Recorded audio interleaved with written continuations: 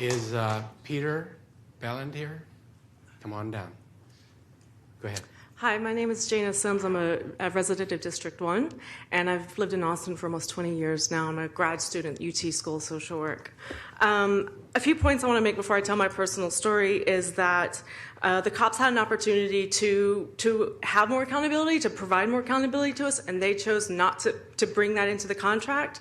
And so I think that they have created the situation for us to reject this contract.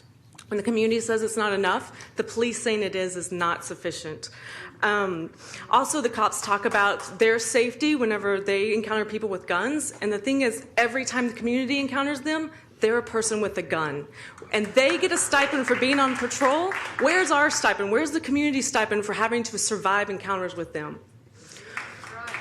My personal story is recently, a week before Thanksgiving, my roommate was in a mental health crisis, and we ended up actually getting Integral Care to come out, who ended up calling 911 to have him escorted to, taken to the ER. The police showed up. If someone want to donate time, would you come on down to the clerk, please? You have another minute. The police showed up, and while it wasn't something I was expecting, given the history that I know of Austin police, I went into fight or flight mode. I was ready in that moment. If I saw the cop draw his gun, if I saw that cop go after this person in mental crisis, I was running down that hallway to them, and I was going to intervene. This probably would have resulted in more harm being done. But in that moment, in that instinctual moment, my instinct was to protect someone from the police. I watched the police the whole 15 minutes they were there while they watched this person in mental health crisis. Fortunately, I will say nothing happened. Everything went down smoothly. The mental health officer did actually make a statement of, we're not negotiating about this. There was not an air of, with the police officers, of really protecting and taking care of the situation. With that statement, they demonstrated that. And it's because of the lack of accountability and the fact that without that accountability, they continue to harm the community, that created the fear within me of what might happen in that situation. Thank you. Thank you.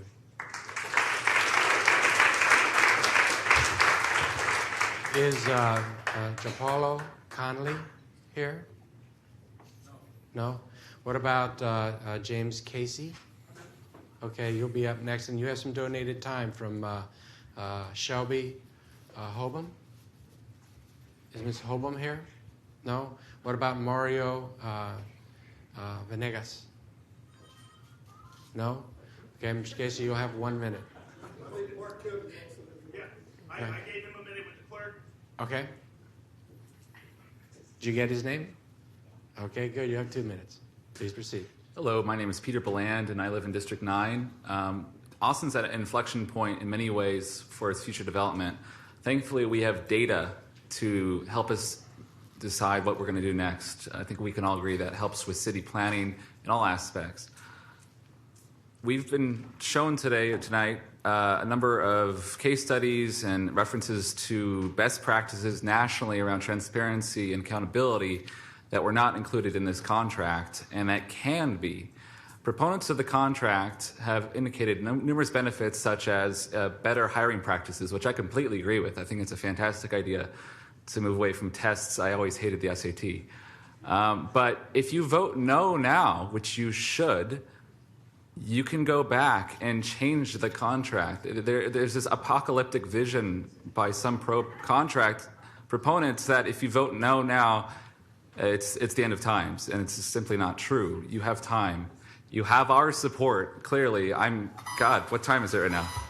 Thank you. Time's up. Thank you. Hang on 1 second before you start. Council, it's after 10 o'clock.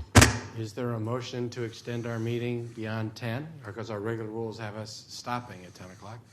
Is there a motion to extend? Councilmember Kitchen makes the motion. Ms. Houston seconds that motion. Is there any objection to extending past 10? Hearing none. Everybody on the dais, a quorum votes yes, we're extending. Before you talk, is Daniel Portnoy here? Sir. You'll be up next at the next podium. Sir. Good evening. I am Jim Casey, and Council Member Kitchen represents me. Tonight, I am not here speaking for myself. I was asked to speak for Hilda Gutierrez, who's a member of Communities for Color United, who could not be in this space tonight, and she is represented by Councilmember Renteria. My name is Hilda Gutierrez, and I'm originally from the Valley, from a small town called Elsa, Texas.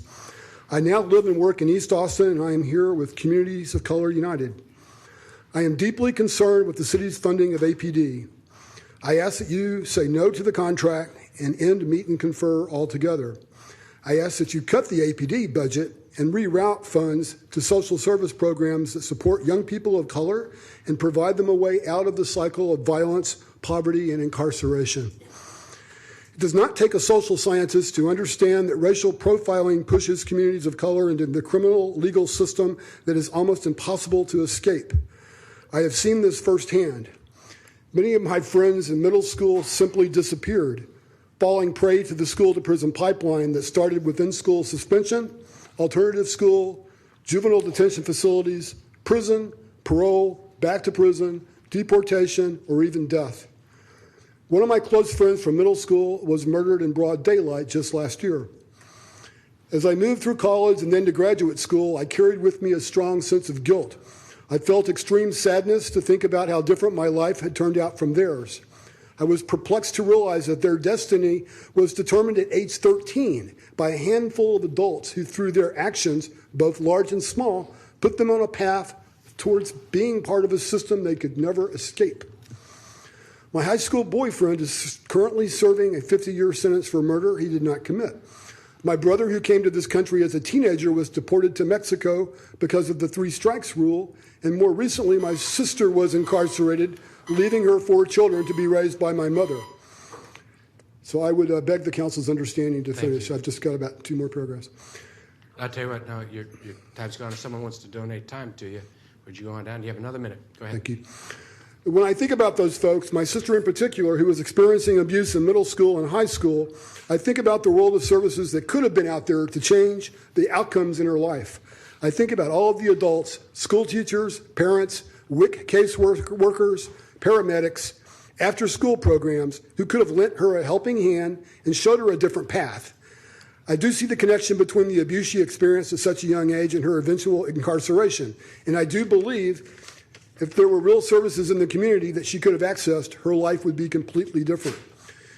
This is the kind of Austin that I want to see. This is the kind of community that I want to live in. This is the reason I moved here.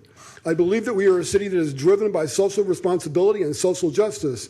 The fact that we are spending the majority of our dollars to fund policing solidifies the school-to-prison pipeline that determines how young people of color will spend the rest of their lives. That goes completely against the character of this town and your own moral compass. So I want to ask you to say no to the contract and the meet and confer process altogether, and instead fund social programs that help to provide young people a way out and set up measures of accountability that do not depend solely on the criminal legal system. Thank you very much.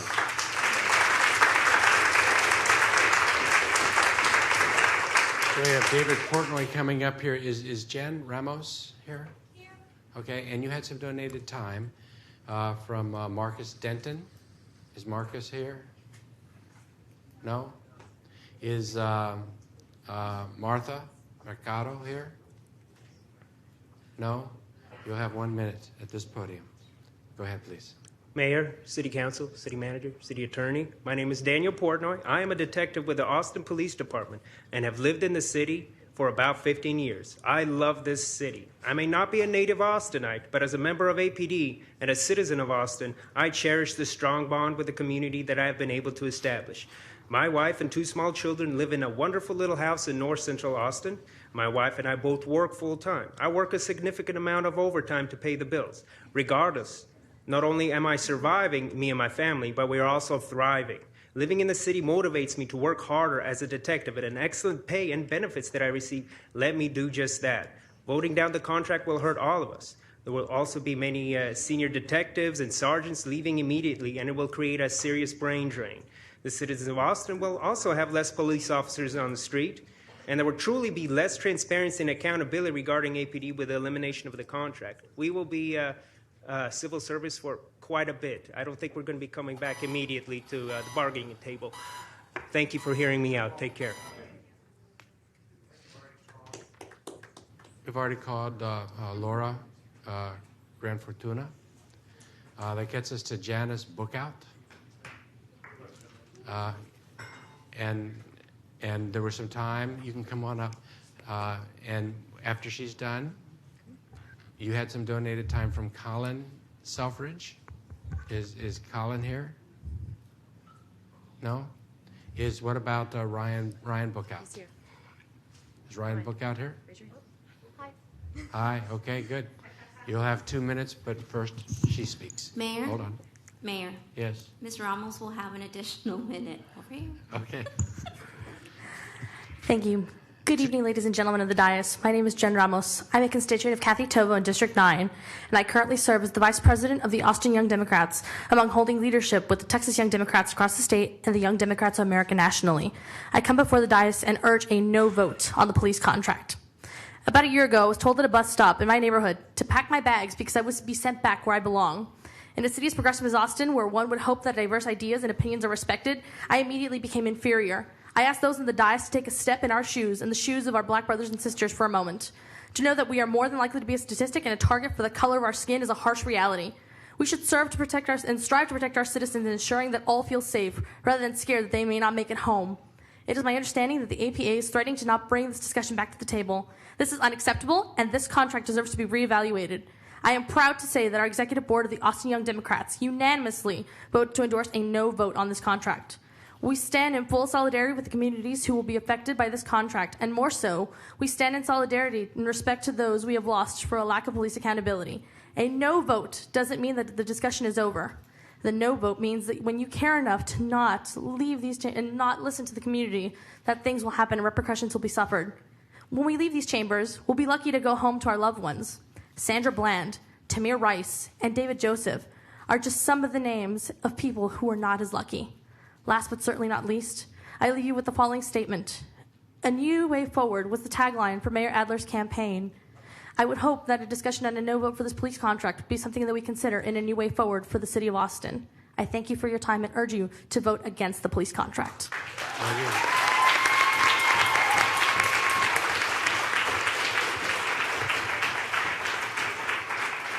you. Is Jerry Gonzalez here? No? Is Kabiesi Keith here, or Keith Kabiesi? Okay. And there was some donated time for you from Benjamin Yepan. Thank you. And what about Jennifer Campbell? Got that. So she'll have 3 minutes. Please proceed. Or he'll have 3 minutes. I'm sorry. Please Thank you. proceed. You have 2 minutes. Thank you. Janice Bookout, District 1. Thank you to City Council for your service, and thank you to the police officers for your service. I saw many of you at the Measure Austin's big data and community policing event, and when I left that event, it was clear to me that an equitable law enforcement system requires performance measures that match the kind of changes we want to see. The proposed police contract is lacking the performance measures that would fully support our officers in continuing to improve the equitability of our law enforcement system. You get what you measure. And if we want a more equitable system, we need to define and pay attention to the real and measurable impacts on our community. Institutional racism exists.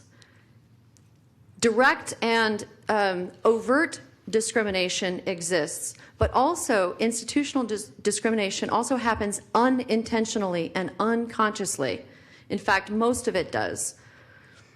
So if we're committed to equity, we must intentionally disrupt our thinking and our action and reevaluate our existing behaviors, policies, and infrastructure. It's counterintuitive for a person in power and privilege to see the way in which they contribute to the inequity. If I myself am not the one impacted by my participation in discriminatory systems, then I may not even see it. Data disrupts that subjectivity. So, a contract based on research-based performance measures would allow us to see what we cannot see, while the current contract reinforces the status quo. That's why I move that's why I'm in support of Austin Justice Coalition's recommendations. I'd also like to see the budget directed toward technology systems like Mark 43 that empower top performance and puts officers, more trained officers on the streets rather than having them held up in paperwork that is not dynamic. We need a better contract. This is not that contract. Thank you. And before you start, is Darren Huff here? Yes. You'll be at this podium if you want to come on over. Sir. Okay. All right, cool. Good evening, Mr. Mayor, ladies and gentlemen of the council. My name is Kabe Keith. I'm the policy director for BSN, and I am here tonight to ask you to reject the contract before you. I will this evening ignore the pertinent facts, of which there are many. I will do away with the semantics and partisanship, and I will instead implore you to walk with me in my shoes for just a moment. I was born to a big family. My parents always wanted it that way. Built-in best friends, that's what we called it. I was the second eldest. My siblings have always been my responsibility, protecting them, defending them, and trying to make their path to adulthood a little easier. It would be presumptive of me to say that I have never failed. I have. Yet for some reason they believed in me more than I ever believed in myself, loved me regardless of my failures. They defined me in ways words could never describe. Of late I have had a stark realization that my brothers and sisters are growing up, closer to adults than children, still navigating that middle way. They're leaving the home and carving their own path forward, and I am both proud and terrified because now the world begins to view them as a threat, and I cannot protect them from that. My sister Injera, who inspires me with her constant will to fight, shrugs off the harassment that she faces with a laugh. I can only watch quietly, always preparing myself for a phone call that seems destined to come. My youngest brother, who lives and thrives with Down syndrome, a smile on his face and joy in his eyes, I imagine constantly him face down in the dirt, men he doesn't know screaming at him to stay still and stop. My sister Kaira, the photographer, who captures her world and reminds us the most vibrant beauty can be found in the darkest of places. Would you see her beaten in a cell? My sister Saure, the chef, who cooks meals so full of love that they recharge you. You would be okay with her slain by the road? My brother Imra, the genius who would revolutionize our world. You would see him shot more times than you could count? Saina, the artist who creates portraits that convey not only the joy life brings, but also the sorrow, and reminds us to embrace these feelings. Would you see her tortured by our flawed systems? Sadia, the gift, too young... Sadia, the gift, too young to know her path, but brilliant enough to know it will be great. Would you allow her to be abused by calloused hands? My siblings have so much to offer the world, and they deserve the chance to live their best lives. So tonight I ask you to turn deaf ears to the noise, not to vote with the money or along partisan lines, to vote your conscience, vote no, and send a message that we will not accept anything less for our communities and for our families in the absolute best. Thank you. Thank you.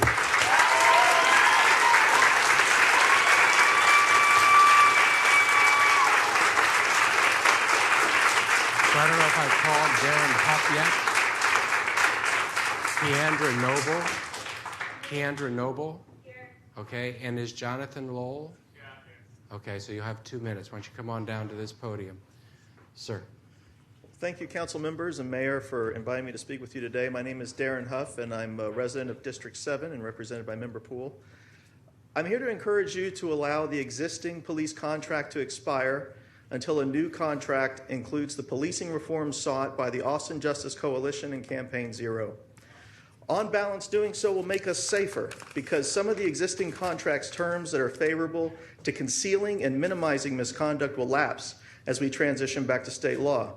As you already know, other cities that have adopted similar reforms like those proposed by the Austin Justice Coalition and Campaign Zero have been made even more safe and just. Although the path from here to an acceptable police contract is a little uncertainty shouldn't be confused with risk. in this case, the risk of public harm. Let's do the right thing here. Yes, it's a little uncertain, it requires a little more work, but we'll all be better off for it. Thank you. Thank you. And before you start, is Tyree Moore here? What about Rafael Shapiro? Yes. Okay, you'll be up at this podium if you want to come on down. Please. Hi, Council. My name is Keandra. I'm here with BSN. I live in District 9. Kathy Tovo is my representative. So the police are, by definition, employed by the people in their communities. And if the community feels unheard, unsupported, and unprotected, then the contract that should exist between them is already broken. If you look around you, it's clear that the community does not feel heard, or we wouldn't be here tonight at 10 p.m. when we'd probably all rather be at our homes safe and warm. At this point, I feel like a yes vote from our representatives would just be ignoring us completely. All that we want is for APD, as well as City Council, to listen to us when we say that this contract that directly impacts us all does not include our voices. We'd like to live in an environment where we felt supported and not criminalized by APD. We don't need more cops, and our cops don't need more money. Already 20% of APD's budget goes to the salaries of police officers, which is half of Austin's public safety budget. That is over $200 million, which we could easily take, and we could easily take that money and it could go towards a litany of public services that would actually go towards measures that would prevent the crimes from happening in the first place. I have a list here of some of the things that, like temporary housing for homeless, childcare for adults, enrolling in advancement programs. I know that Austin is a beautiful city. It's growing a lot. I'm sure you all have visions of the potential that the city could reach. And frankly, that's not going to happen if we can't commit to our communities and show them that we believe in them and that we're going to invest in them. Things like schools and after-school programs and mental health facilities and affordable housing. Everything that I have on this list to fund each of these measures would only be $28 million, which is easily a drop in the bucket for a city like Austin. And we could really be a revolutionary city that we claim to want to be if we could really just fund these measures, as opposed to giving more money to the police who clearly don't need it. Thank you. Thank you.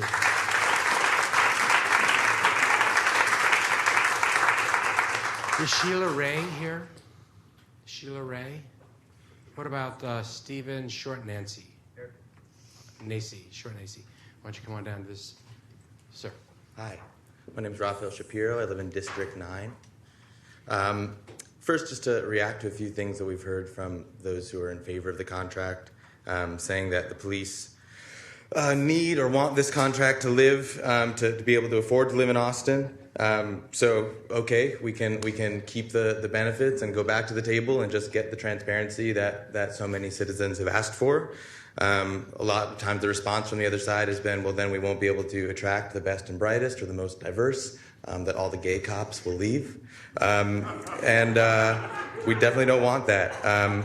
But maybe instead just ask that we don't have shady practices. And maybe if that's not something you feel that you can take while working in the police force, then maybe you shouldn't work for us. And that's right, you work for us. And maybe instead we'll attract folks who are instead down to police in a community that has been given a voice and teeth and is a beacon for the rest of the country. Thank you. Thank you very much.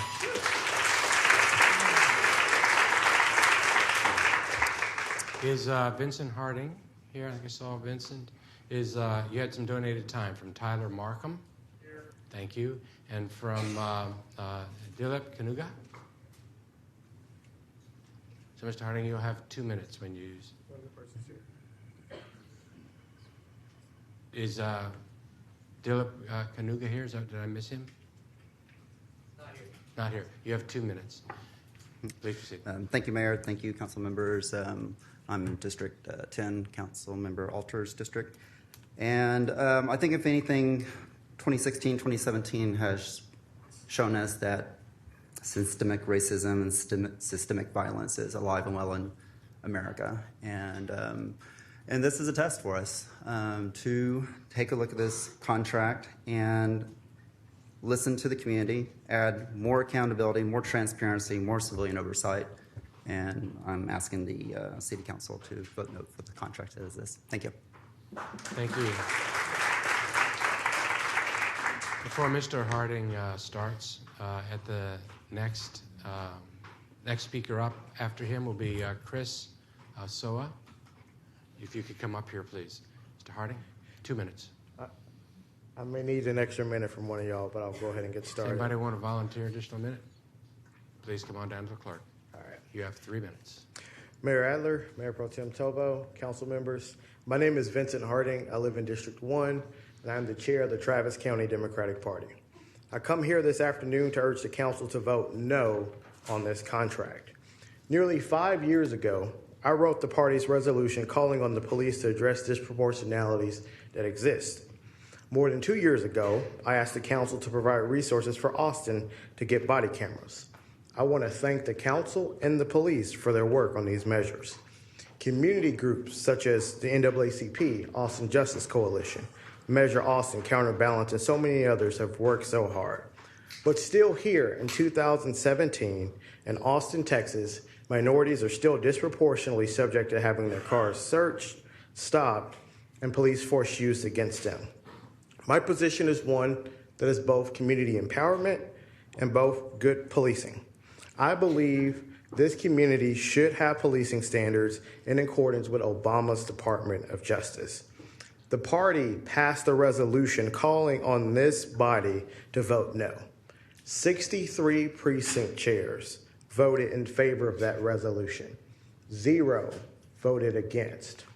You would think that traditionally the votes would come all east of I-35, but that was not the case. In fact, more than 20 votes came from precincts in the 300, and more than 21 votes came from precincts in the 200. So I-35, which has been a dividing line for so long on race and on economics, did not divide the party when it came on this issue.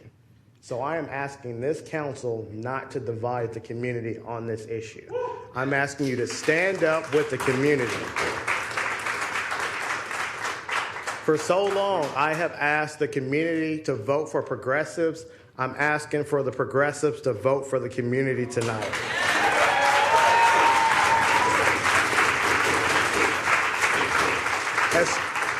As scripture says, to whom much is given, much shall be required.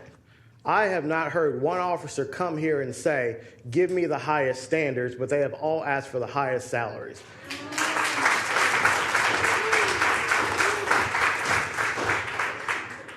It's disappointing. I don't want to see another officer killed. I don't want to see another community member killed. I want to see the best standards and the best salaries for this community, because that is what will keep people safe. That will bring us together, and I believe we have a unique opportunity to stand up and meet the challenge of now. Dr. King talked about the fierce urgency of now. There is such a thing as being too late. Some people cannot wait another 5 years. They need action now. We have worked to provide the political cover that you need to vote no on this measure, so I urge you to vote no. Thank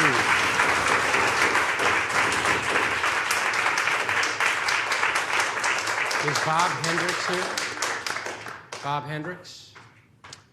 What about Andrew Dobbs? Why don't you come on down? You have time donated from Joseph George. Okay, thanks. And what about Nicole Stacy? She's gone. Gone. Okay, you'll have 2 minutes when your time comes.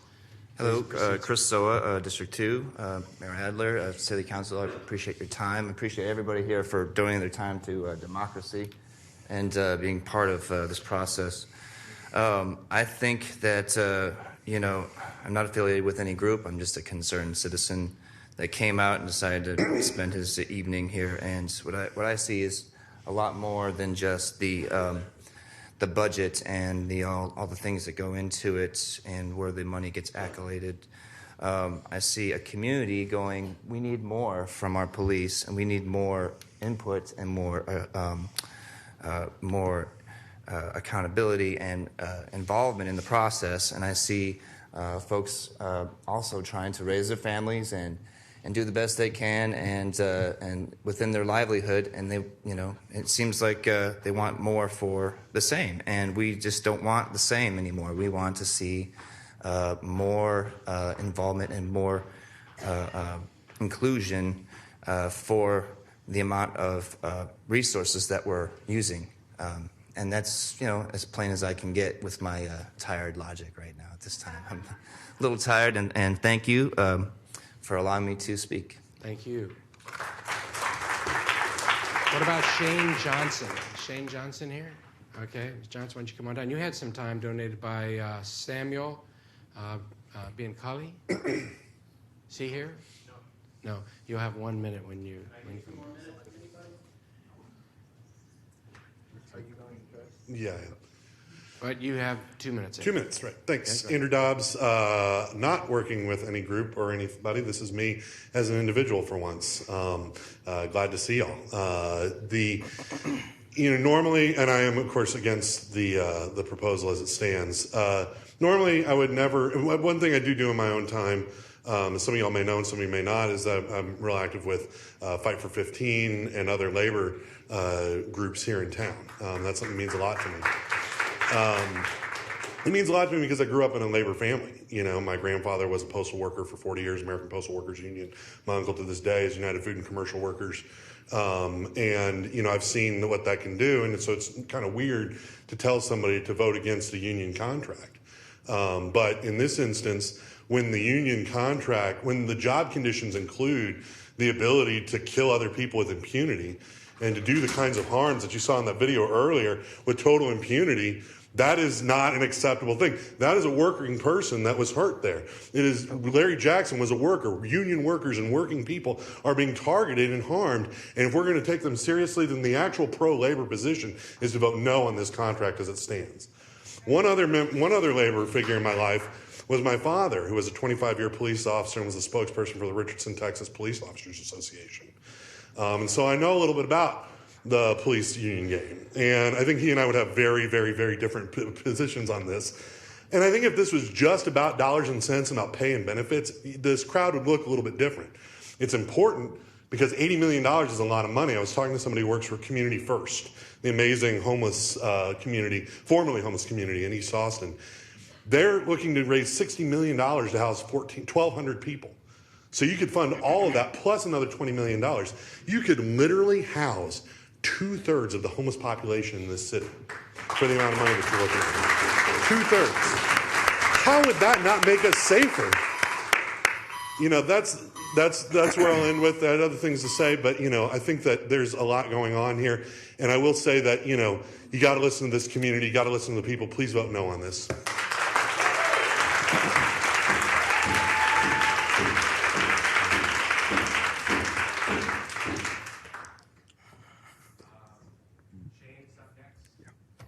I have 3 minutes. And you have 3 minutes.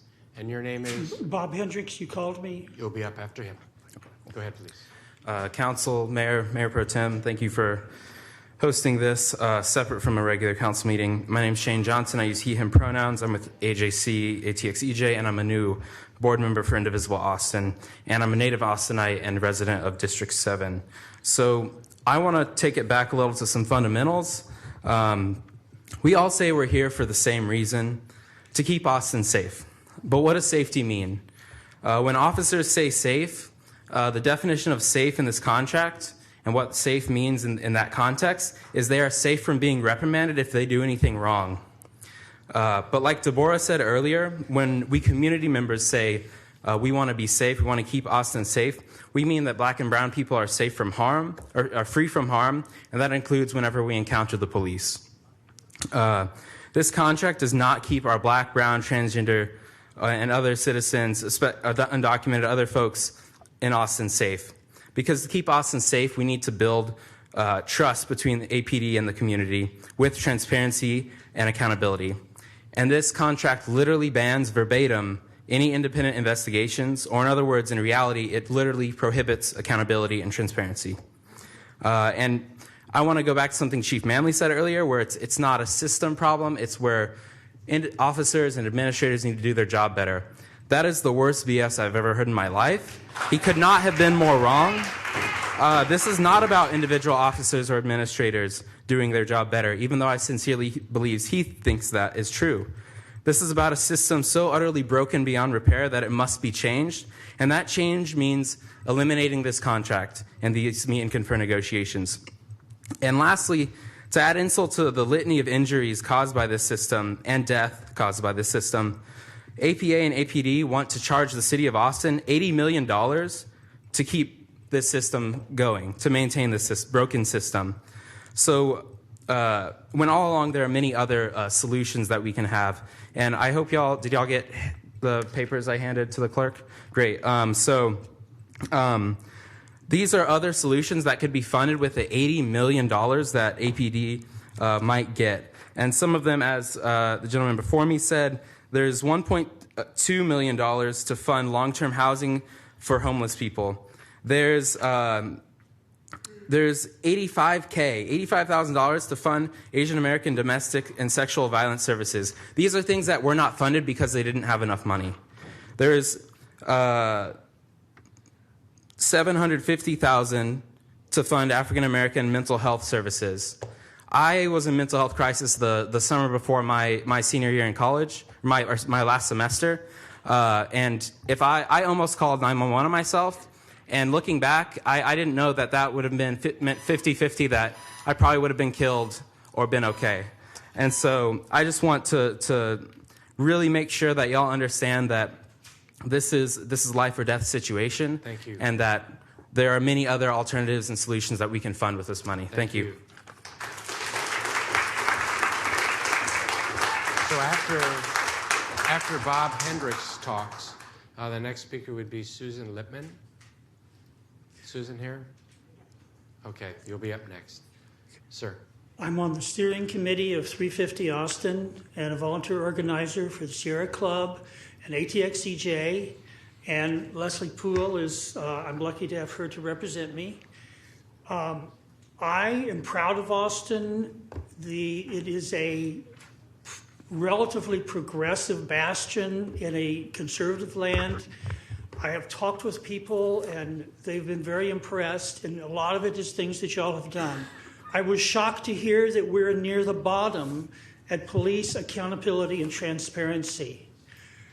We have a national crisis. We have institutional racism that pervades everything, and we've got to do something about it. So I add my voice to encourage you to adopt the oversight with teeth, the recommendations of the Austin Justice Coalition. Thank you very much. Is Patrick Collins here? Patrick Collins? No? What about Cynthia Caruso? Okay, why don't you come on down here? Ms. Lippman. Hi, I'm Susan Lippman. I've been here often to speak for climate justice issues, but I'm supporting the AJC positions tonight. I wish I could just wrap in everything Janice Bookout said about data-driven and casting out subjectivity, because these things matter, and everything Shane Johnson said too. But I want to talk about my brother. He has always had his developmental disabilities, but my parents never had to give him the talk. He has had his episodes where he was out in public decomposing emotionally and even naked and delirious. And he had run-ins with police during those incidences, and I wonder if he would be alive today if he weren't white. And I wonder if we can redirect some of our police money toward root causes, if we had mental health trained people to go out to these calls, maybe I wouldn't be wearing this T-shirt today with a picture of David Joseph on it. Thank you. Is Derek Crow here? Derek Crow? Okay, no. What about Roy Whaley? I'm here. Then you'll be up next. Still. Please. My name is Cynthia Caruso. I am a resident of District 9. I am an Episcopal priest, and I don't have anything to add to what has been said, but I am going to ask you please to vote no on this contract. It will not be the end of the world. It will be a chance to do really hard work and to make something better, something that would be so good that none of us in Austin would be afraid for our children. Thank you. Thank you. So is Debbie Russell here? Okay, you'll be over here. You had some donated time from Chow. Go. Okay, so you'll have 2 minutes. Mr. Whaley. Howdy, y'all. My name is Roy Whaley. I'm the Conservation Chair for the Austin Regional Group of the Sierra Club, and I am here to speak officially for the Sierra Club tonight, which passed a statement from the Executive Steering Committee. Also, I might need someone to give me a minute here in a second, so please consider it. Okay. Whether the Sierra Club is working to protect Big Bend or Barton Creek, expand parklands within East Austin, or advocate for better transit accessibility and housing affordability in Code Next, we're always fighting for the same values: a healthy environment and livable communities.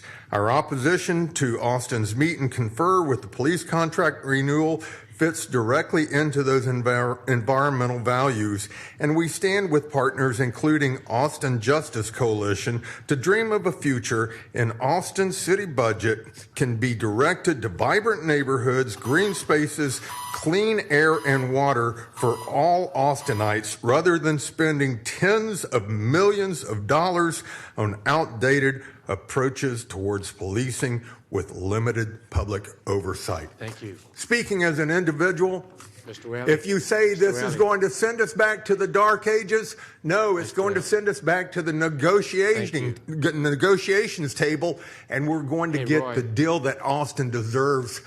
Do Roy. it. Thank you. After Ms. Russell speaks, did I call Colin Clark? Okay, you'll be up here. Greetings, Debbie Russell, District 3.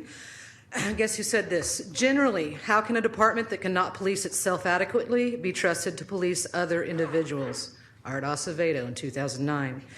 After all these years of supposed oversight, we still not decreased racial profiling, we still not decreased excessive use of force, nor have we increased our crime rate clearance. We know we have failed on accountability, so we know we do not reward the lack thereof.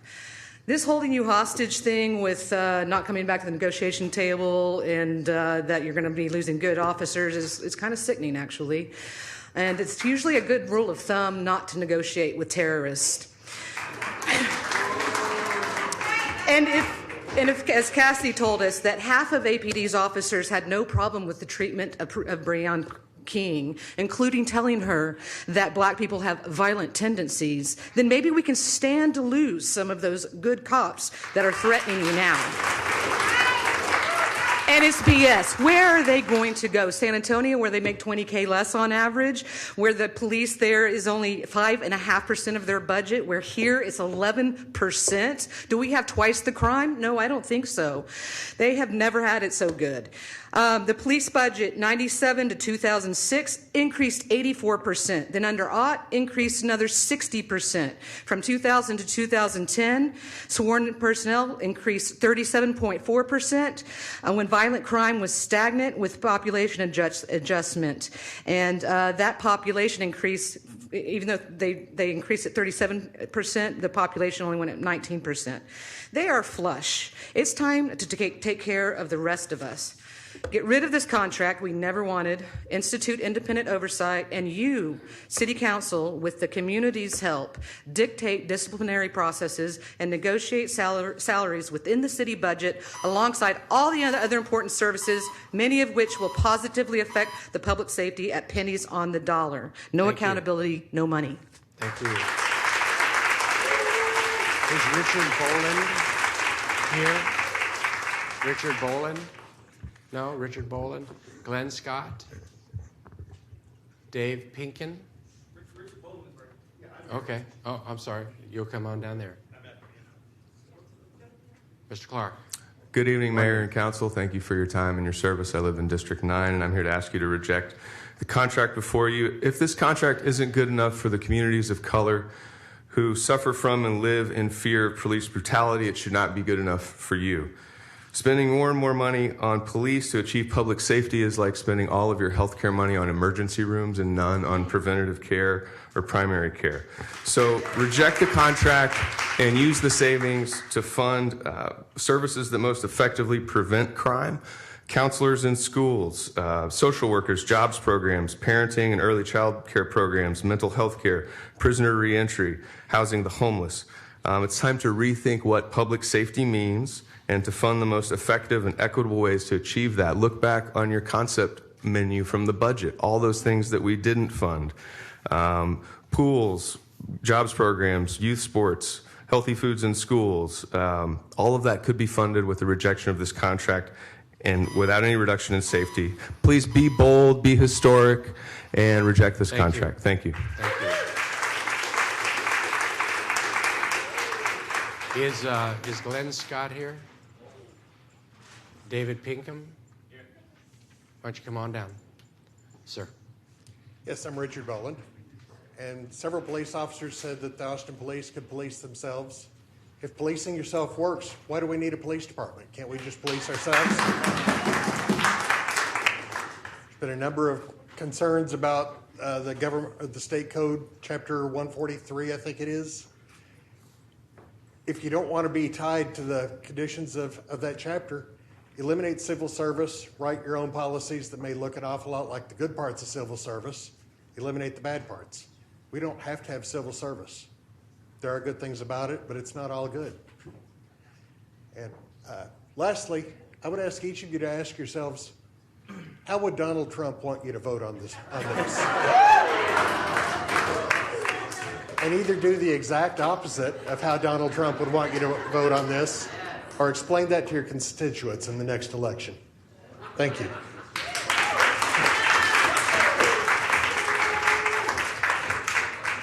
Is Scott Henson here?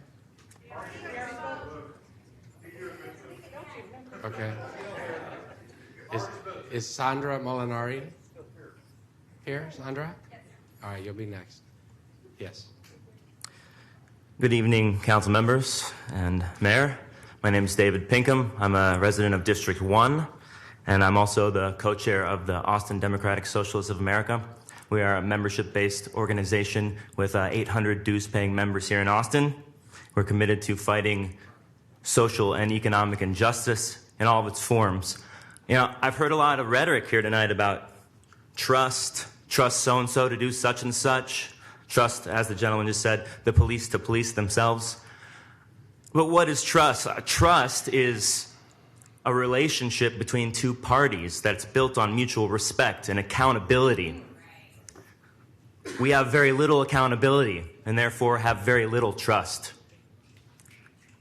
Austin DSA our membership voted to endorse Austin Justice Coalition's platform for police accountability, which was largely rejected in this contract. We are therefore strongly opposed to it. You have the rare chance tonight to do something good. Vote no. We'll be here. We look forward to your vote tonight. Thank you. Is Brian Register here? Brian Register, you'll be down here. Go ahead. Good evening, council members, mayor. My name is Sandra Molinari, and I live in District 3. I'm a citizen who's been living here in Austin for 18 years, originally from San Francisco, and I was delighted to move to such a liberal, progressive city. I was a little bit naive, as so it seems, as a middle-class white woman. You see, I've worked for many years with survivors of domestic and sexual violence here in Austin, and I was shocked very early on to see how many of those victims refused to report their crimes because they were more afraid of the police than willing to seek justice. And so, even though most police officers do a great job and help lots of victims, I can't say the contrary, there is something deeply, deeply wrong with such a system where a victim of crime won't seek justice because they do not equate the police with safety. We need greater transparency and citizen oversight with teeth, as we've heard. And so I urge you to rethink public safety in Austin and please vote no on this contract. Thank you.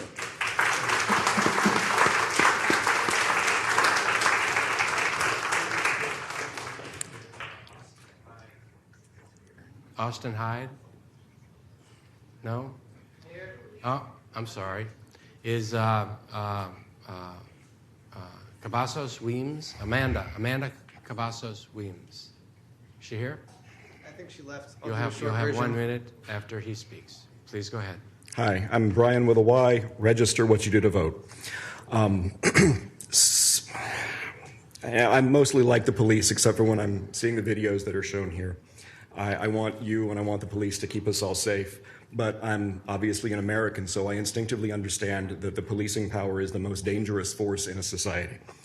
The Declaration of Independence says that one of the justifications for the revolution was a lack of police transparency and oversight. That is what Mr. Jefferson meant when he said that the British government protected its police by a mock trial from punishment for any murders which they should commit on the inhabitants of these states. And you've seen convincing proof that this contract sustains a system of mock trial that protects our police from the consequences of their actions and subjects us to unreasonable danger. I call on you as Americans to reject this contract. Thank you. Thank you. Ken Cassidy has already spoken. What about Adrian Kimmel? What about Heather Busby?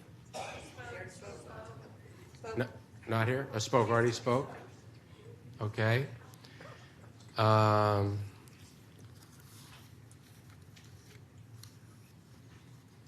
Let me see.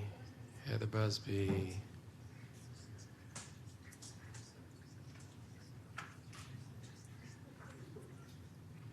Janice Lewis. Janice Lewis here? What about Kathy Mitchell? Okay. And you have some donated time from Daniel Segura Kelly.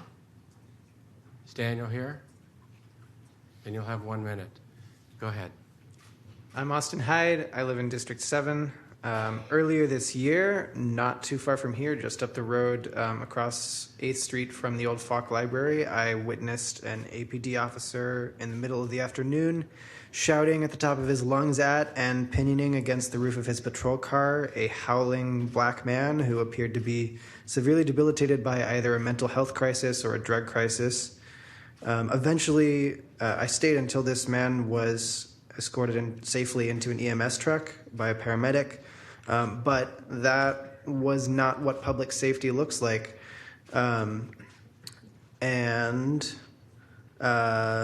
It's disgusting that this is the caliber of service we get for the level of compensation our police receive. Patrol officers should not be called to respond to mental health crises or drug addiction crises, especially when they end up escalating the situation and causing further harm to citizens who are in need of help. Please vote no. Thank you.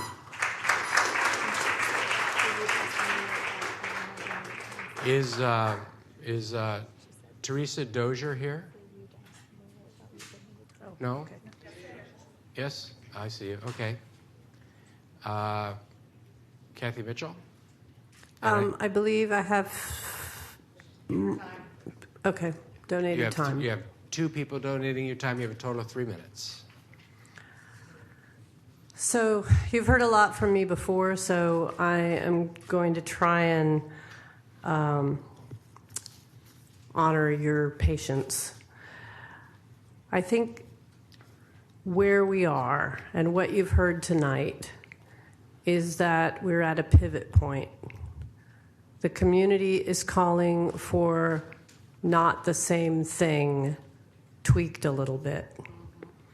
The community is calling for a different thing. And there are a number of paths to that different thing.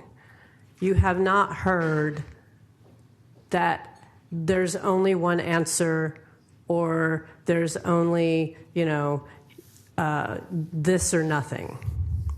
I think what you've heard is that this pivot point is about both how we spend our money and how that reflects our values. And it's about what we build when we build a civilian oversight system. The process that we just went through did not result in an acceptable civilian oversight system. The process of paying some number of million more dollars to get half of a fix to the 180-day rule is not how you build civilian oversight. That doesn't mean we can't get there. If we are allowed to have a rational discussion about what civilian oversight should actually look like and how we bring Austin up to the level of other cities across the country, we have time for that. We have no reason to believe that Austin can't be as good or better than other places. That time also allows us to think a little bit about the money. We do need to stop trying to police our way out of all of our social problems.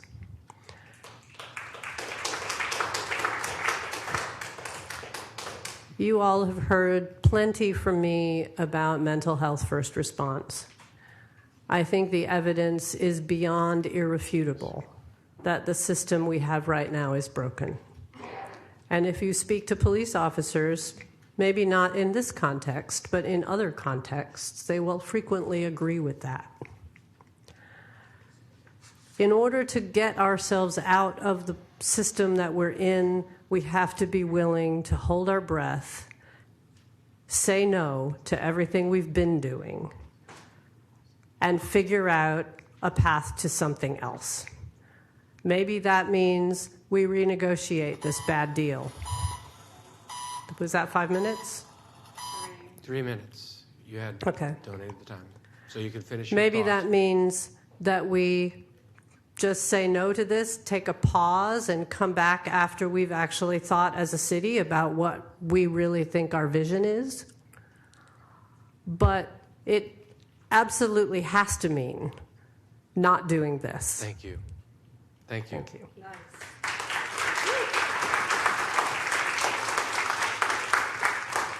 After Ms. Dozier speaks, then what about Rocco Villalobos? Okay. What about Ryan Rosshirt? You'll be up next. Please go.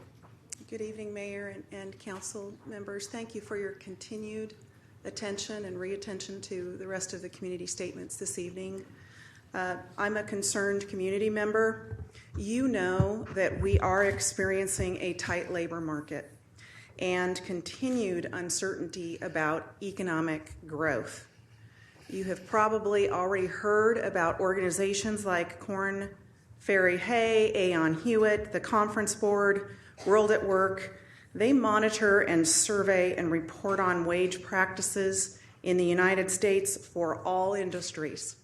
For years, they have similarly shown that businesses are shifting away from annual base wage increases to variable pay models that pay for performance.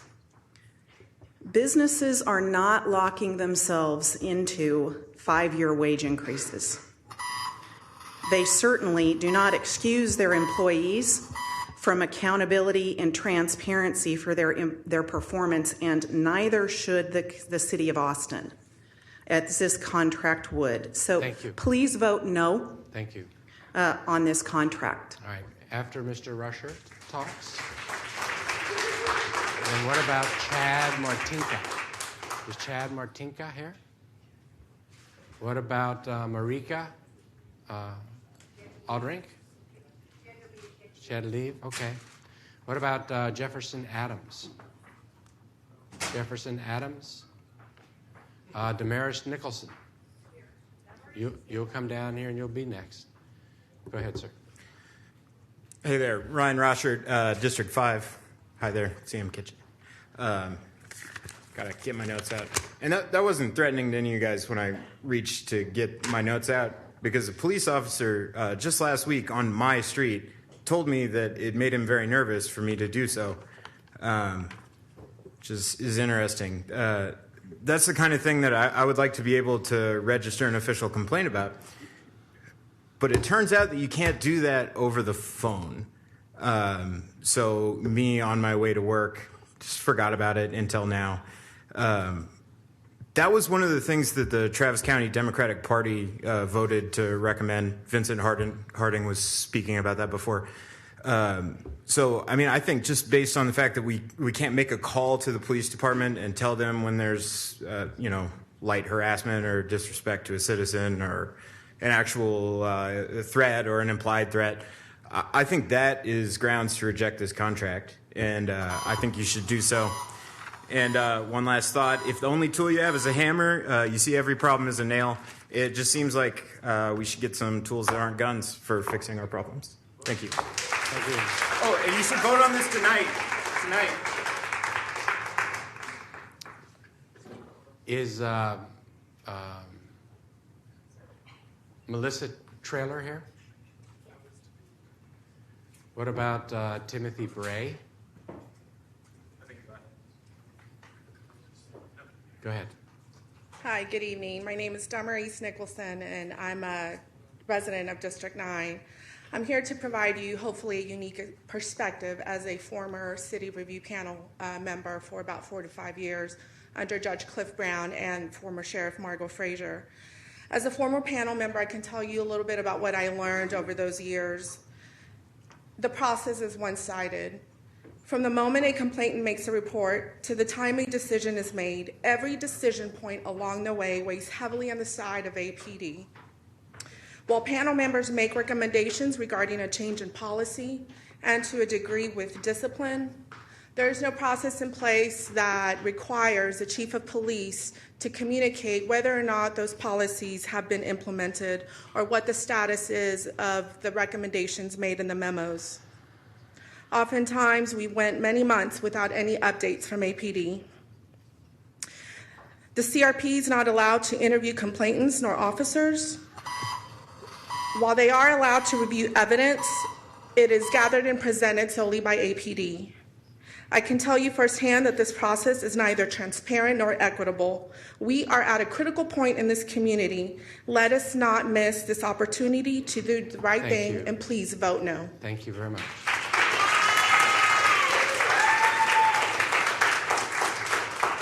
I think you're next, and then you go. Hi, I'm here just asking you guys to not do what's easy. Obviously, it's easy to just keep things how they are. I'm asking you to do what is right. We can't wait 5 years to deal with this issue again. Police, we're in a really fundamental time of change right now with police relations. How our country does things, how our community does things. It's all fundamentally very problematic. And if we want to see change, we have to be willing to take small steps. We have to be willing to not do what is safe. We have to be willing to say, hey, no, we need to be actually the progressive community we claim to be, not just make symbolic acts that say we don't like Trump. We have to make our community better. We have to be leaders on this issue and change the way. I don't think that in the long term the police will be better off if they have better relations with the community. I think we'll have more good cops if the good cops aren't having to deal with bad cops hurting their reputation and creating bad relations with the community. Thank you for your time. Thank you, Mr. Bray. So taking Mr. Bray's place is Steph Adler here? You'll be at this podium. Please go ahead. My name is Melissa, and I'm a spouse of an APD officer. Let me start by saying I'm sadly disappointed and disgusted by the lack of support our police have from our city. Austin Police Department is one of the top police departments in the nation. Why is that? Because the standards we use in hiring our officers are high. The training our men and women are put through is time-consuming and strenuous. I send my husband, the father of our kids, into harm's way every day, uncertain if he'll make it home to his family, worrying if every day he's away from us, I'm going to get a call from his chain of command that he was injured, or even worse, having Chief Manley show up on my doorstep to say that my husband's lost his life protecting complete strangers. You can't put a price on my husband's life or any other of our fellow officers in this city's. Our officer's salary is worth every penny the city pays them, if not more. At what price would you pay them? Oh, sorry. At what price would you run into danger instead of away from it like you currently do? So when considering why you should pass this contract, let me ask you this. If it was your husband, your wife, your son, or your daughter that you had to send to work every day, putting their lives on the line, uncertain of what each call they encountered each day and what dangers they may bring, not just once a day, but dozens of times a day, what is that life worth to you? Because to me, his life and all of his coworkers' lives are priceless. If you do not approve this contract, be prepared for the drive of our police officers to decrease, if not diminish, because you're risking losing some of the nation's finest police officers. You want to increase crime rate? Go ahead and vote against the contract. Thank you. Is Jackery Odu? Hey, come on. Is Jackery Odu here?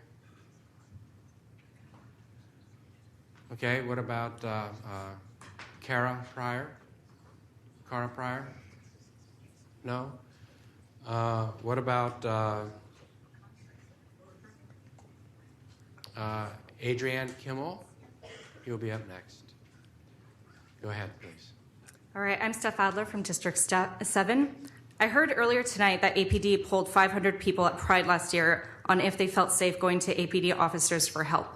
As a gender nonconforming person who presents differently from day to day, I do not feel comfortable going to APD if I need help.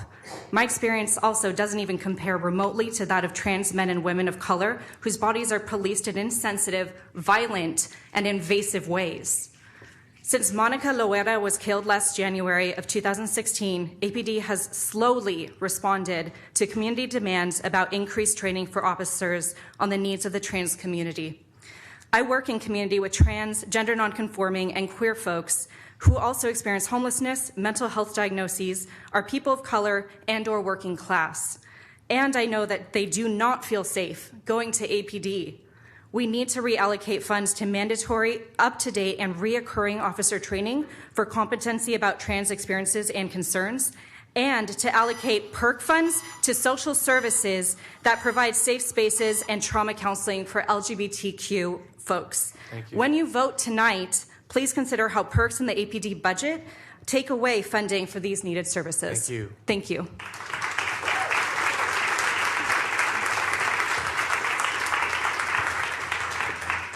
And then the last speaker that I have signed up after you speak, I think, is Chaz Moore. Go ahead. My name is Adrienne Kimmel, and I'm a constituent of District 9. I am a social studies teacher in Austin ISD, and I spend my days teaching high school seniors about United States government and economics. One of the many topics we cover in our curriculum is the role of government in protecting public safety. I feel the best way to improve public safety is to increase citizen participation and oversight of the police by expanding the power and authority of the police monitor. I ask City Council to vote no tonight on the police contract as currently written so that provisions for the police monitor may be expanded and emphasized through further negotiations. I request that future negotiations secure 1, subpoena power for the citizen review panel, as well as 2, access to evidence, and 3, the ability to conduct independent investigations of the police. My students are counting on your leadership to make Austin a safe and equitable place for them to live, learn, and grow up in. The residents of Austin deserve a citizen review panel that will not just provide oversight, but which has actual power to hold Austin police accountable. Council members, please vote no. Thank you.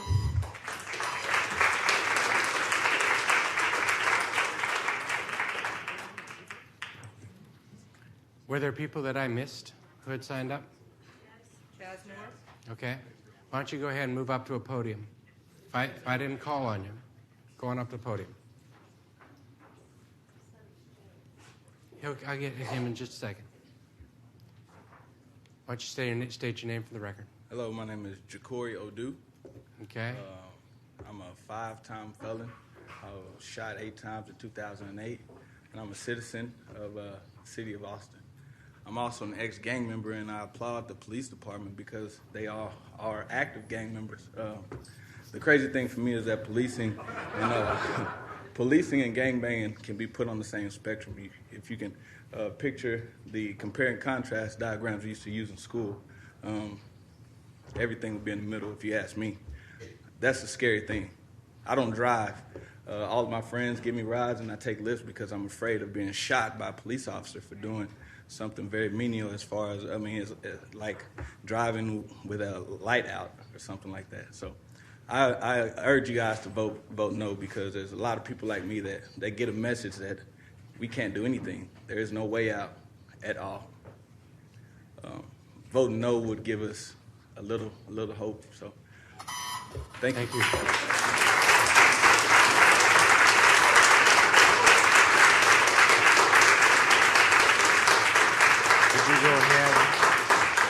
Would you go ahead and state your name for the record? My name is Joelle McNew. Thank you for letting me speak. Thank you, Ms. Hill. I am the Vice President of Safe Horns, and we're a nonprofit that advocates for safety on and around the UT Austin campus, and we believe that public safety should be #1 priority. And the reason is that through our experience, which is the horrible, tragic murder of Haruka Weiser, that we have learned through this process of engaging all of you, that as a mom and as an Austinite and a lover of all things Austin, that I learned that if I'm going to come up, I have 2 minutes to complain and then tell you what I'm going to do about it. And I feel like our organization has done that. And the best part is that we have worked with APD. We have told APD in District 9, and we are grateful that Mayor Pro Tem Kathy Tovo can tell you that we've had successful National Night Out, and we engage people and we try to get them, like the Matrix, to be part of community engagement. And APD has shown up, and they have heard our voice, and they have worked with us, and they've taught us the bigger picture with the Downtown Austin Community Court and the Public Safety Commission and all the different entities. And I hear what everyone is saying about the mental health, but I didn't think that tonight I would sit here all day and it was an either or thing. We do have a lot of things that we need to work on. The host team was such an incredible, awesome thing that you all did, and I'm grateful for that. But the Austin Police Department has shown up in District 9, and they have worked with us, and they are educating students to get involved, to report, to be engaged in the community and take ownership in that. And I believe that Safe Horns has worked hard, and we've put in the time, and we will continue to do that. And we are grateful for APD, and we want you to know that they have heard our voice, and we need you to hear ours, and please put public safety first. Thank you. All right. I think, Mr. Moore, I think you're our last speaker. You have time that's been donated. Dana Reichman? Okay. And what about Asher Ford? All right. You have 3 minutes, Mr. Moore. So I won't be too long, because I've spent probably the latter part of 5 or 6 months in most of your offices, at least the offices I think that will listen to the people. I think a petition that has literally a signature from every district in the city. I think a petition that has over 600 signatures. I think the fact that even tonight we had about 240 people against this contract and only 50-something for. I think the community has spoken. And if the community that the police department and the association is talking about that supports this contract, they had the same opportunity to be here with all the people that are here with me tonight. I need all the community members, if you're sitting down, to stand up so they can actually see who's here talking about this. I like Austin because this diocese, this city council, we have an opportunity to do something different. And the only thing we're doing is saying no to a contract that is essentially the same. Yes, it's some minor tweaks.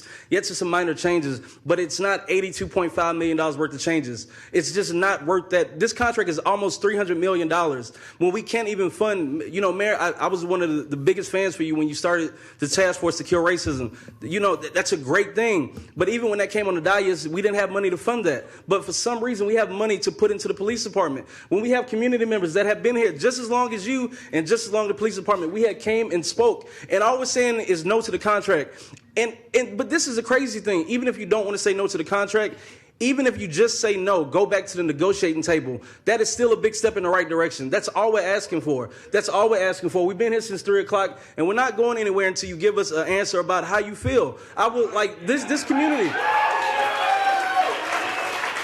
This community, I guarantee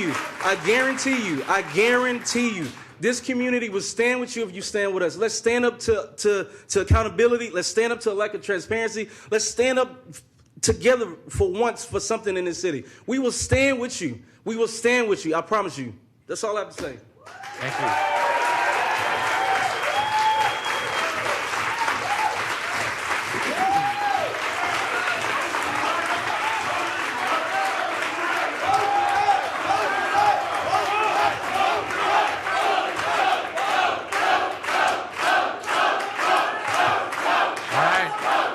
go ahead.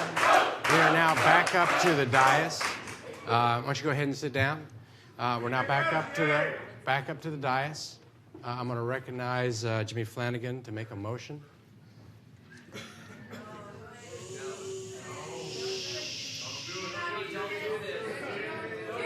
Hey, come on. Hey, come on.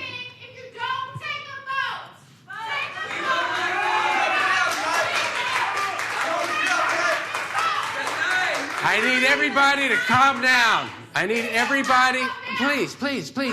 We've listened since 3 o'clock, and now we've heard some really good things.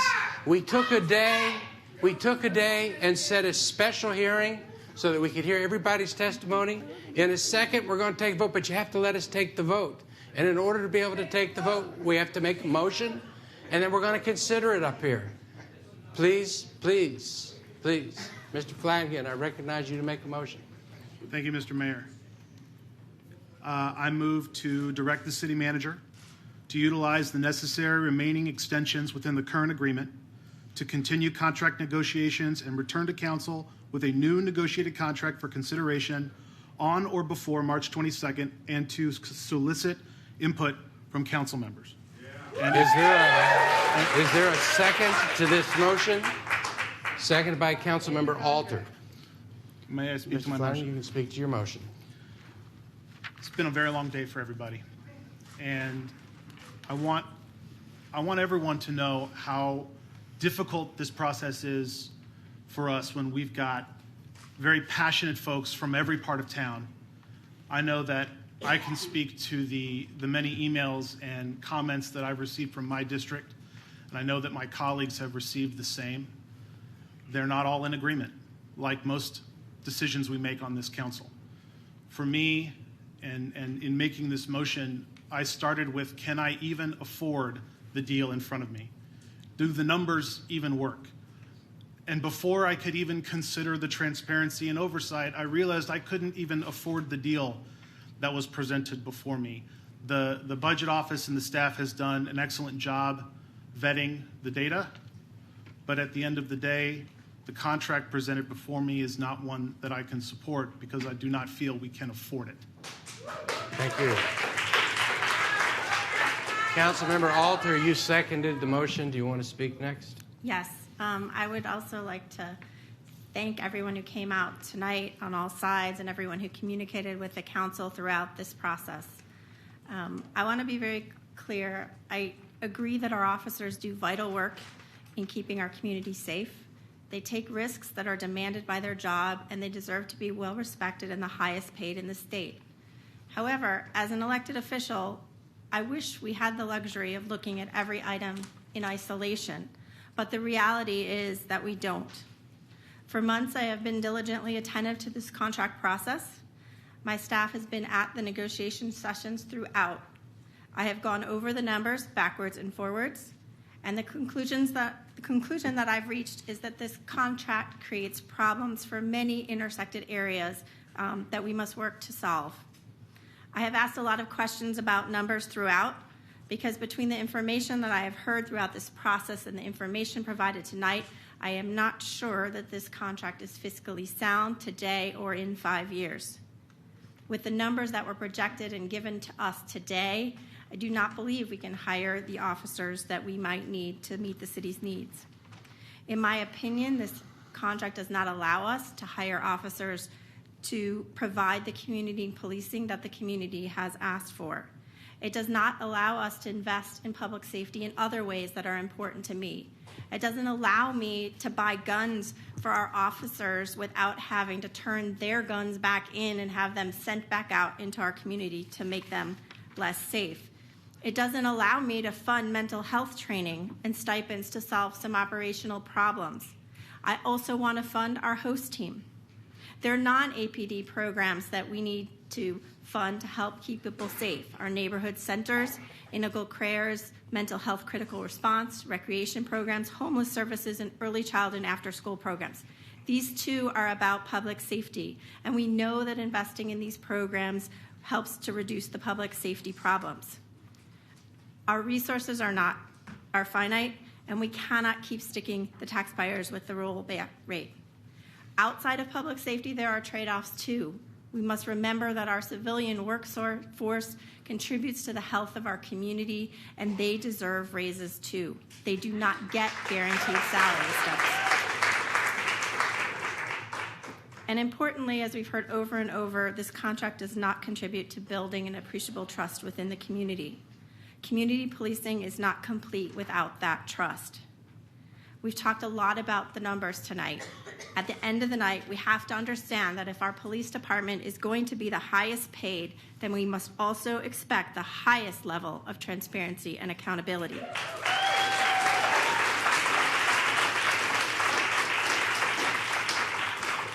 Our bar needs to be set not just with respect to Texas cities, but in relation to our national counterparts. And we've heard a lot about that we are only one of 6 cities that have 6 common issues that are problematic in our contracts.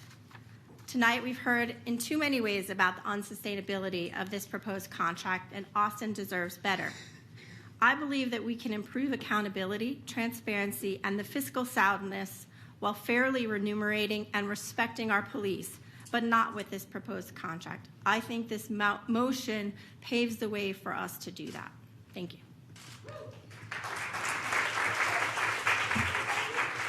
Thank you. Ms. Kitchen? Mayor, I will before before she starts, I appreciate the signs, but I just don't think it's very respectful for the people who are sitting We can't see behind the them. people that are behind you, and they can't see us. If you could just move to the side with that, or to the back, it's big, we can still see it. Ms. Kitchen? I want to thank everyone for being here tonight, and I do mean everyone. There's a lot of passion in the room, and that's very important, and I'm very, very happy to hear it from both sides. I want to explain that I will be supporting this motion. As a council member, I believe one of my most important responsibilities is working to ensure the health and safety of the people of Austin. I recognize the special responsibility our police officers have, and I respect and thank them for the sacrifices they make to protect the people in our community. The council's decision today on the police contract will have financial consequences for years to come and will determine the level of transparency and accountability our community can expect or should expect in exchange for the significant investment we make in our police department. A central question is whether the terms of the contract will allow our city to keep pace with our public safety needs as we grow and hire additional officers over the next 5 years. I believe we risk the public safety if we do not plan and prepare for this growth. I also believe that our police officers should be the best paid in Texas and held to the highest standards, and I want to emphasize held to the highest standards. But the contract must allow for additional officers over the next 5 years and provide the ability to fund other crucial safety needs. And I believe that the contract as proposed is fiscally unsound for the city. Investment in people and prevention as a public safety measure is proven to reduce crime, reduce recidivism, and improve quality of life for the entire community. Supporting mental health services, substance abuse counseling, domestic abuse, and homeless issues, all of those many needs in our cities, they work, and they deserve financial support. So I have deep respect for the police officers, but believe it's a responsibility of the council to examine the contract in light of threatened reductions in federal and state funding and the need for investment in broader public safety and prevention measures. I am confident, and the reason that I am supporting this motion is that I am confident that with further discussions we can come to agreement on a fiscally sound, fully accountable contract with our police officers.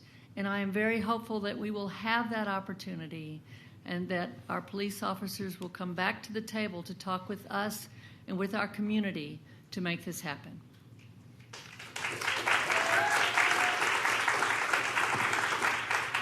Mr. Kasar.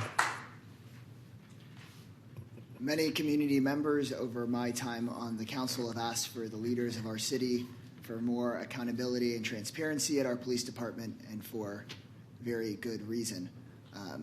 I don't think I or anybody on this dais will ever forget some of the debates that we have to have in executive session when we are figuring out dollars and cents on someone's life when there is a shooting in our community. And so I have some amount of understanding around why there is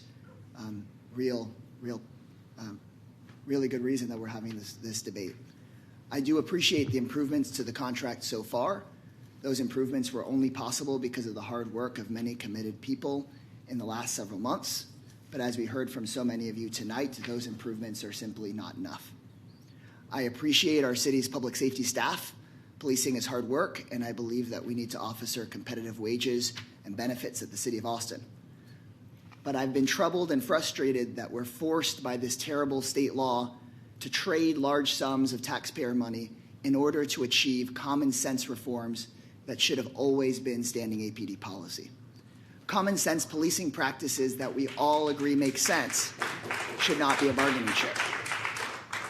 It's common sense that we should be able to suspend an officer who may have engaged in potentially criminal conduct even if we find out after 180 days. That just makes sense. It's something that we all agree to, and we should not have to be paying for that because it's good for all of us. And the city dollars that we're forced to trade for these sorts of reforms are, as everyone said so much more articulately than I might be able to tonight, those city dollars are critical for us to address the root causes of the public safety issues in our community, including mental health issues, addiction, homelessness, just to name a few.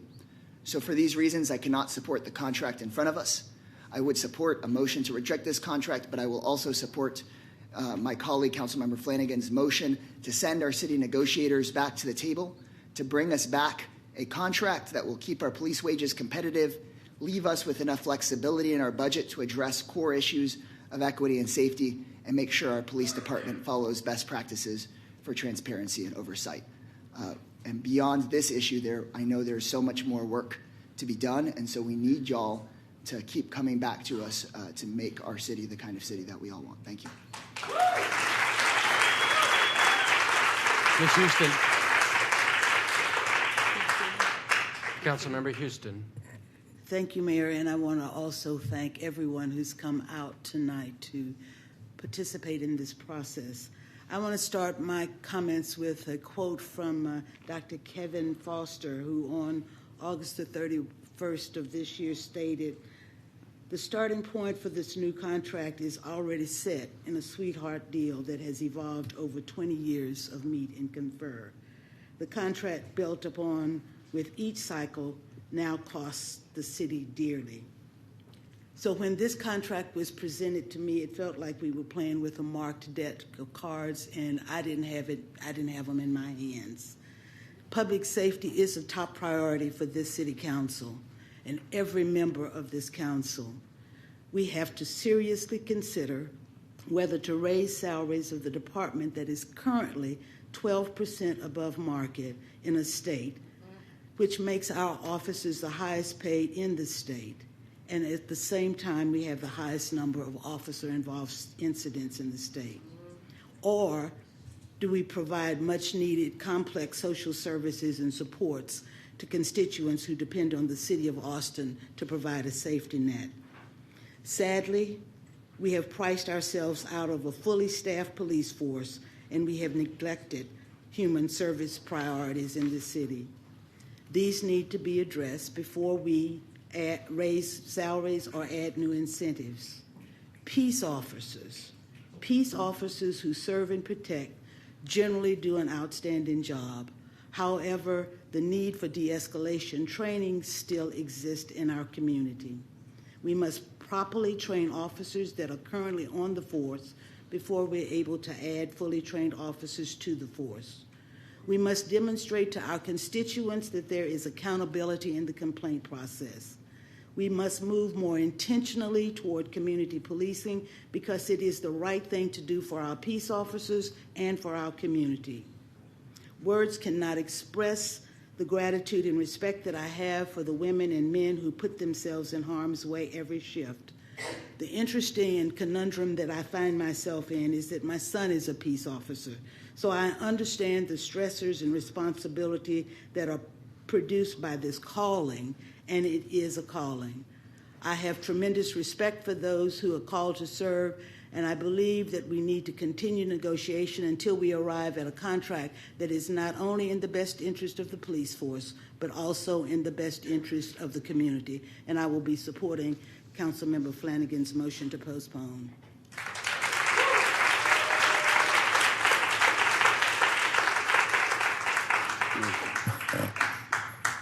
Mr. Renthria.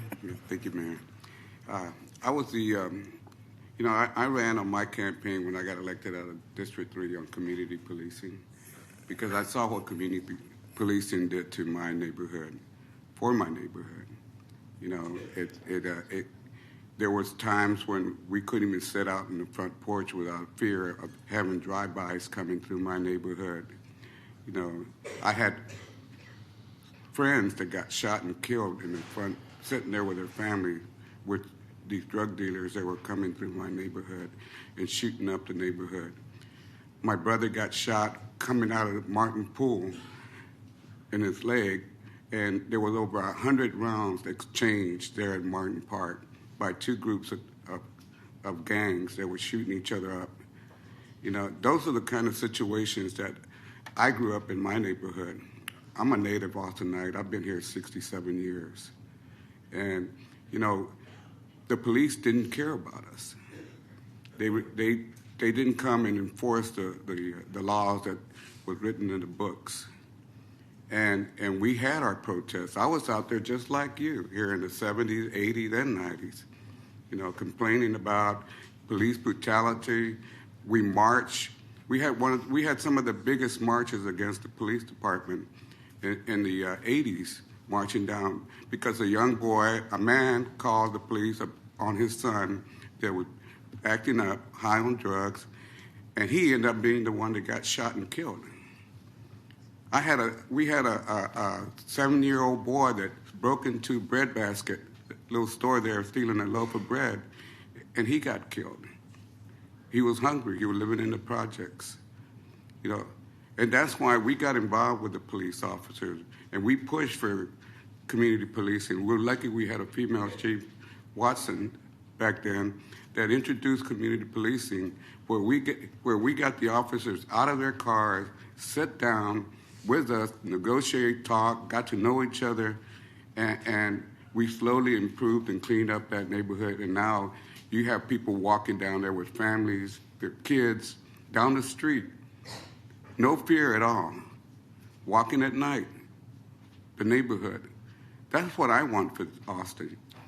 And that's why I'm not going to support this contract, because it doesn't give us enough.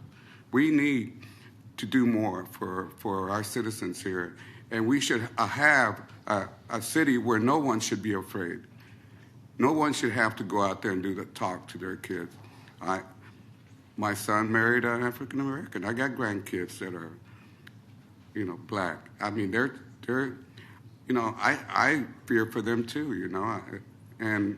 But we know that we need to get to work together in order to make this community great. And I think that we can sit down there and renegotiate this contract where it gives us a lot more than what we're asking for. So I'm going to be supporting Jimmy's motion.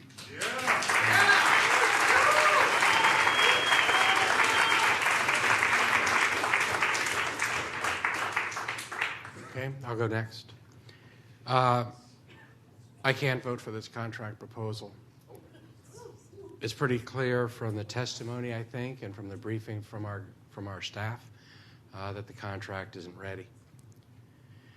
You know, I want to comment a little bit about the process that we have, where a contract comes to us out of the negotiations, because there are real significant issues and policy issues that I think as a council and a community we need to tee up and address, and the forum that we have in the contract negotiations just don't lend themselves to our ability to be able to do that. and I think it presents some threshold questions that we need to deal with. I want to take the time, though, here to honor the community and the activists that have shown up. I want to honor our cops, and I want to honor our city. I appreciate everyone showing up. It's a big number of people to come here tonight. It's an important issue. I want to thank the folks that have come to my office and have sat down with me and helped me work through these issues over the last several weeks and months. When I suggested that we call a special meeting here tonight, so we have an agenda where this is the only thing on the agenda, it's because I expected we would have 250 people here and 9 hours worth of work to do, and that is our city working the way our city works when it's working at its best. I want to honor our cops. We have one of the safest cities in the country.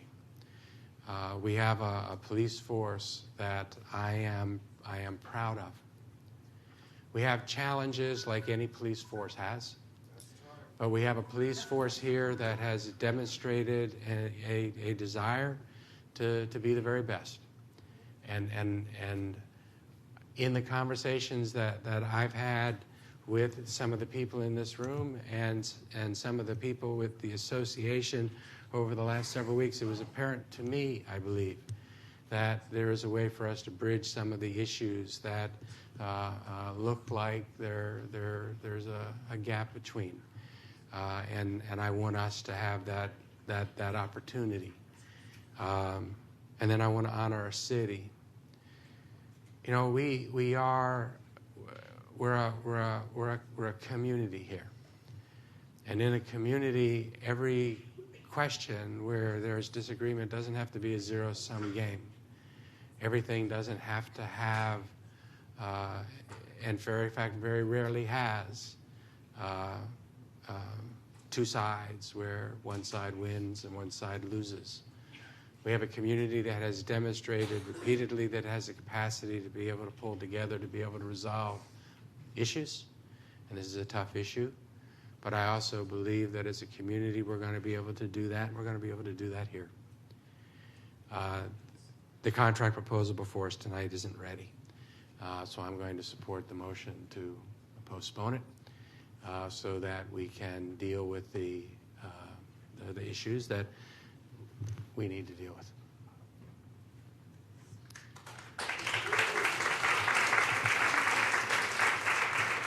Anyone else want to speak before we take a vote? Ms. Bull? Then Ms. Troxler. Ms. Troxler.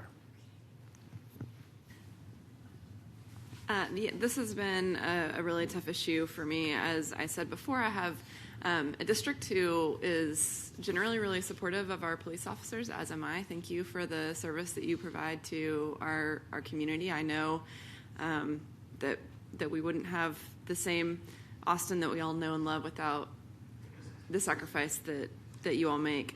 And I don't have any problem with investing significant tax dollars in public safety. That it's a core city service. It's something that we should be doing really well. It's something that we shouldn't be afraid to invest in as long as we're getting great results. And I know having a safe city, having the safe city that we do, is proof that we are getting those results. And I have no problem with having a police force that is the highest paid in the state. I want our police officers to be excited about the work that they do and feel well compensated for doing it. And as one of the last speakers said, I really was caught off guard by this being presented as such a binary choice, because I don't think that it has to be about either supporting police officers or not. I think that there is a way to accomplish all of the things that I just mentioned, to have the highest paid police force, and also to leave room in our budget to add new officers. I think I have a responsibility to my city and to my district to plan responsibly for our growth. As someone who has consistently advocated for getting our property taxes under control and lowering the cost of living in Austin. Yeah, I can't, in good conscience, commit to something that is basically going to lock the city into an 8% property tax increase for the foreseeable future. So, but it seems like, looking at the numbers and talking to our budget officer, it seems like there is potential to do all of these things to make sure that police officers are still extremely highly paid, to invest in the future growth of the force by making sure that we have money to add new positions in the future. And I hope that it sounds like the vote will be to go back to the negotiating table, and I think that it's possible for us to come up with a contract that will help to bridge the gap between these two sides. So I really appreciate everybody's input. I know it has been a long day and a long night, so thank you all for being here. Ms. Poole.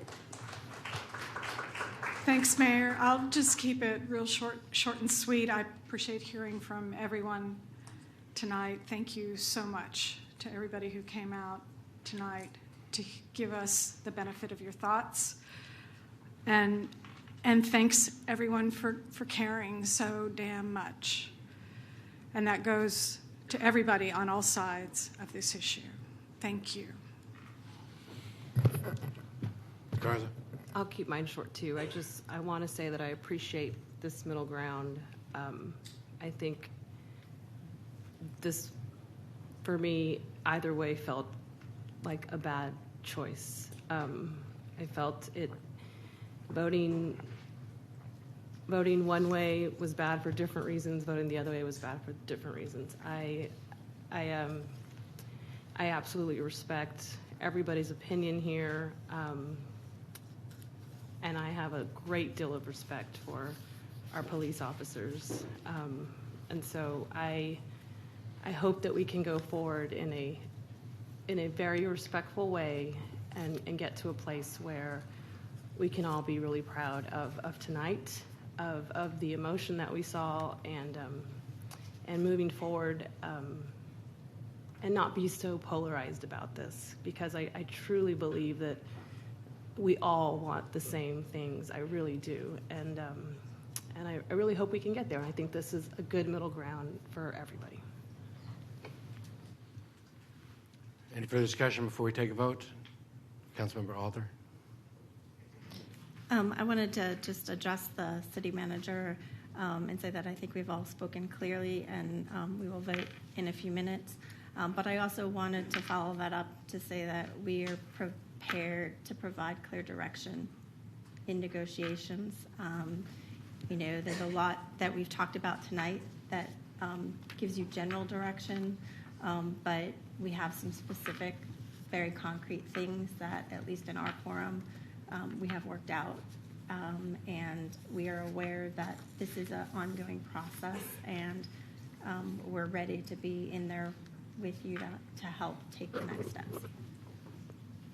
Mr. Mayor. Okay. Mr. Casaro. Just a point of clarity. Some folks have asked me, because they look at the online agenda for tomorrow and still see the item posted.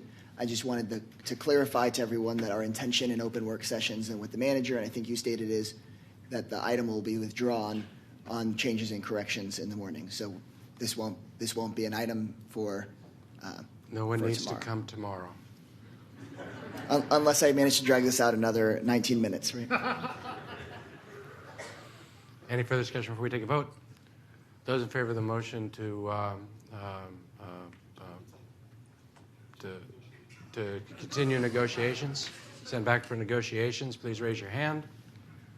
Those opposed? It is unanimous on the dais.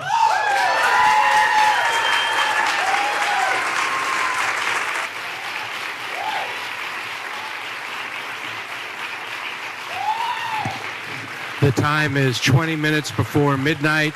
We're done our business. This meeting is adjourned.